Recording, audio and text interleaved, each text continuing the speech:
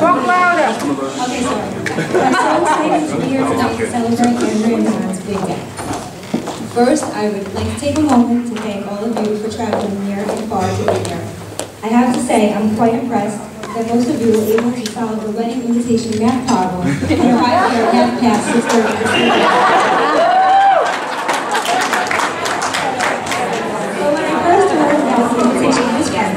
I was ready to be the best matron of honor, kick it into panic mode, and help her order new invitations. But they wouldn't hear of it. And they actually found it very funny. And knowing some of the characters that are here this evening, they just waited it out to see who would have jokes for them. And I know you did not disappoint them.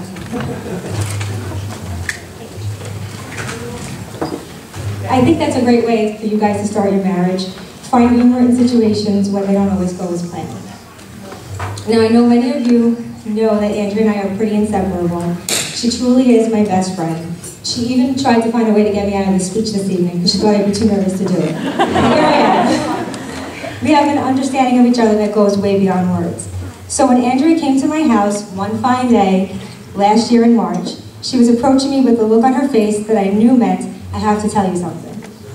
I did not know what to expect, but to my surprise and delight, she mentioned that she had been in touch with Don. It had been several years since they had spoken. She told me that Don may have used some kind of excuse like he has mail of hers and he needs to get it to her as quickly as possible. And suggested in doing so, why not grab a cup of coffee?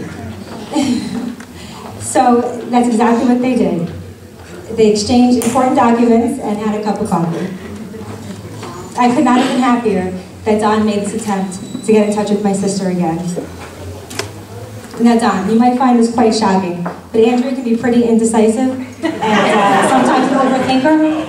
Yeah, just a warning. But not at this time. She wasn't even looking for my approval or my opinion. She just said simply, I'm going to meet him, you know, because it's Don. And that's all she had to say. I completely understood.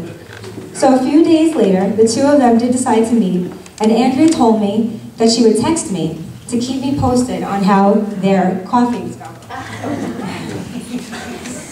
I waited patiently for almost 3 hours. And then she finally texted me. And through the power of technology, I have that text saved. And I will quote my sister. I'm having a great time, parentheses, obviously, close parentheses, you know, because it's Don. And I replied, I knew you guys would love that. That was weird. And I replied, I know, smiley face. So I guess the rest is history. So although the two, no, that's a joke. So although you two were pretending to meet for coffee and exchange mail, I knew that this was your second chance at a first date. And second chances do not come around often. So I'm so glad that the two of you were willing to take a second chance at love. Don, you know that Andrea is on the list of one of my most favorite people in the world, and you are on that list too. I could not have picked a better man to take care of my best friend.